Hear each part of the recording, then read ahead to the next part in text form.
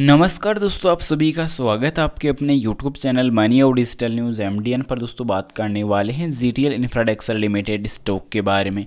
सो गस अभी का टाइम बात करें GTL इंफ्रा के ऊपर, दोस्तों लास्ट मार्केट पर भी गिरावट हम लोग को काफ़ी अच्छी नजर आई थी और लगातार मार्केट में लोअर सर्किट ही देखने को मिल रहा है। तो फिलहाल दोस्तों अब कल मार्केट में किस प्रकार की रिकवरी नजर आएगी या फिर से लोअर सर्किट नजर आएगा, उस पर भी चर्चा करने वाले हैं। साथ ही साथ कंपनी के कर्ज को लेकर खासकर क्या अपडेट नजर आने वाली है, तो उस पर भी चर्चा करने वाली है। टेक्निकली और फंडामेंटली दोनों पर एनालिसिस होने वाली है। तो बिना किसी तरीके चलिए वीडियो की शुरुआत करते हैं। तो सबसे पहले प्राइस के रूप में अगर हम बात कर ले तो ₹2.10 पर हम लोग को क्लोजिंग नजर आई थी। अब गिरावट 4.55% की जो रिटर्न्स पर बड़ी नजर आई। कहीं ना कहीं अगर देखा जाए तो कंपनी के दोस्तों सिंगल पिछले 5 सेशन पर ही हम नजर डालें तो उसमें हम लोगों को एक बड़े गिरावट नजर आती है, तो 16% की रहने वाली है। 40 पैसे का जिसमें हम लोग को लॉस नजर आने वाला है, क्योंकि लगातार इस स्टॉक पर एक बड़ा रिटर्न भी हम लोग को कहीं ना कहीं मिल चुका था, जो ₹2.60 तक दोस्तों इस स्टॉक की जो हाई प्राइस थी पिछले 1 ईयर के अंदर, तो वो भी हम लोग को नजर आई थी।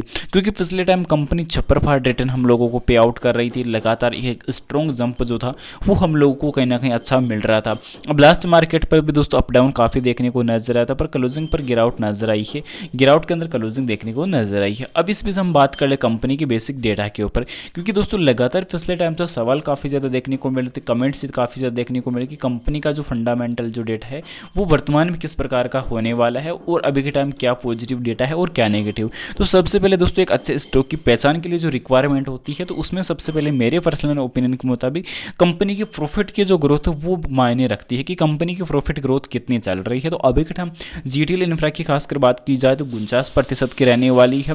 साथ ही साथ बात कर ले दोस्तों अगली सेल्स की ग्रोथ की, तो सेल्स की जो ग्रोथ अभी टाइम निकल के आती है तो वो कहीं ना कहीं 2% के आसपास नेगेटिव देखने को मिल रही है। तो रिकवरी आने वाले कुछ समय में देखने को मिल जाएगी, क्योंकि हम लोग को इस बात से वाकिफ होना चाहिए कि दोस्तों इस टाइम जो इस स्टॉक की प्राइस हम लोग को 60 पैसे तक गिरावट पर जा चुकी थी, तब इस स्टॉक की जो सेल्स की जो ग्रोथ थी वो भी कहीं ना कहीं 30 से 40% गिर चुकी थी। तो उसमें भी ऑलरेडी रिकवरी आई और एक स्ट्रॉन्ग जो रिटर्न था, जो एक जंप था, वो हम लोग को कहीं ना कहीं रिकवर होता हुआ नजर आया। तो पेशेंस अगर किसी चीज़ में हम बनाते हैं तो दोस्तों पाने के लिए सब कुछ है, खोने के लिए कुछ नहीं बचने वाला। अगर यहाँ पे पेशेंस अगर नहीं बनाएंगे दोस्तों, खोने के लिए सब कुछ है, पाने के लिए कुछ नहीं बचने वाला। तो इस चीज़ को हम लोग को समझने की आवश्यकता है। अगला जो निकल के आता है कि कंपनी के ऊपर कर्ज जो हो वो मायने रखता है, कि कंपनी के ऊपर जो कर्ज हो या तो बिल्कुल भी नहीं हो या कम से कम होना चाहिए। तो अभी के टाइम कंपनी के ऊपर सबसे बड़ी जो समस्या है वो कर्ज के देखने को मिलने वाली है, जो 4207 करोड़ के आसपास रहने वाली है। क्योंकि पिछले टाइम से कंपनी का जो कर्ज था वो कहीं ना कहीं कम हुआ है, क्योंकि दोस्तों हम लोग को क्वार्टर 1 के अंदर जो क्वार्टर 2 के अंदर जो देखने को मिला था कि क्वार्टर 2 के पहले कंपनी का जो कर्ज था वो 4508 करोड़ का नजर आ रहा था।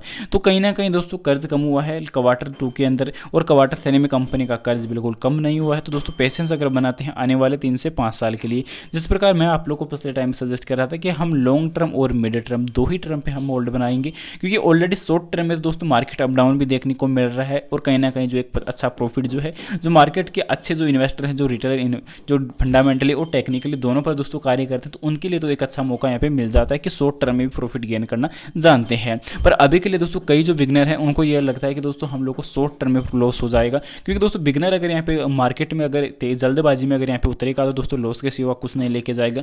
तो दोस्तों इस चीज़ का हम लोग को समझने की आवश्यकता है, क्योंकि कंपनी का जो डेटा है वो किस प्रकार का है, कंपनी का फ्यूचर जो है वो किस प्रकार का है, और कंपनी का जो मुख्य व्यवसाय है वो क्या है। तो कंपनी का जो मुख्य व्यवसाय निकल के आता है कि टेलीकॉम से रिलेटेड से यहाँ पे रहने वाला, टेलीकॉम फंडामेंटल से रिलेटेड। तो टेलीकॉम आने वाले टाइम में दोस्तों काफ़ी ज़्यादा इस चीज़ का जो क्रेज़ है वो भी बढ़ने वाला है। साथ ही साथ जो टेलीकॉम इंडस्ट्री है आने वाले टाइम में दोस्तों काफ़ी तेज़ी से ग्रो कर भी रही है और करने वाली है। तो इस चीज़ पर हम लोग को पेशेंस बनाना काफ़ी आवश्यक होगा। फिलहाल दोस्तों आगे बढ़ने से पहले बता दो, चैनल पर नए हो दोस्तों चैनल को सब्सक्राइब कर लेना और बेल आइकन नोटिफिकेशन और फिर से सिलेक्ट कर लेना। अब दोस्तों फिलहाल कंपनी में अगर बात की जाए बेसिक और डेटा की, तो दोस्तों बेसिक जो निकल के आता है कि कंपनी का पे रेशियो काफ़ी अच्छा होना चाहिए। तो कंपनी का जो पी रेशियो अभी के टाइम देखने को मिल नहीं रहा है। उसके विपरीत हम बात करें दोस्तों कंपनी की रिटर्न ऑफ इक्विटी जिसे हम बोलते हैं दोस्तों आरओई, तो वो कंपनी की काफ़ी हाई होनी चाहिए, तो वो भी टाइम देखने को मिल नहीं रही है। ईपीएस रेट जो है वो लगातार अगर गिर रही है तो कंपनी में नेगेटिविटी का संकेत मिल सकता है। पर दोस्तों जीटीएल इंफ्रा की खासकर बात की जाए तो जीटीएल इंफ्रा की जो ईपीएस रेट है उसमें कहीं ना कहीं एक अच्छा सुधार देखने को नजर आया है,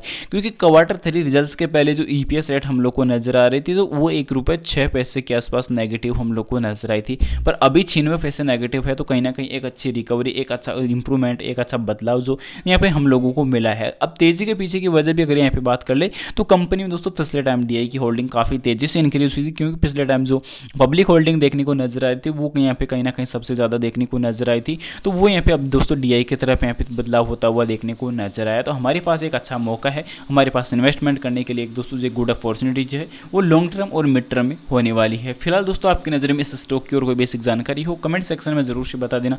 उम्मीद करता हूँ जानकारी पसंद आई होगी। पसंद आई वीडियो को लाइक कर देना, चैनल पर नए हो दोस्तों चैनल को जरूर सब्सक्राइब कर देना और जानकारी को ज़्यादा से ज़्यादा शेयर जरूर से कर देना। और आपकी नज़र में कोई पेनी स्टॉक हो तो उसकी जानकारी कमेंट में पिन कर देना, एनालिसिस करके आपको जल्दी बता दिया जाएगा। मिलते हैं नेक्स्ट अमेजिंग वीडियो के साथ, तब तक के लिए इजाजत दीजिए। जय Shri Krishna, thanks for watching this my video. जय हिंद, जय भारत।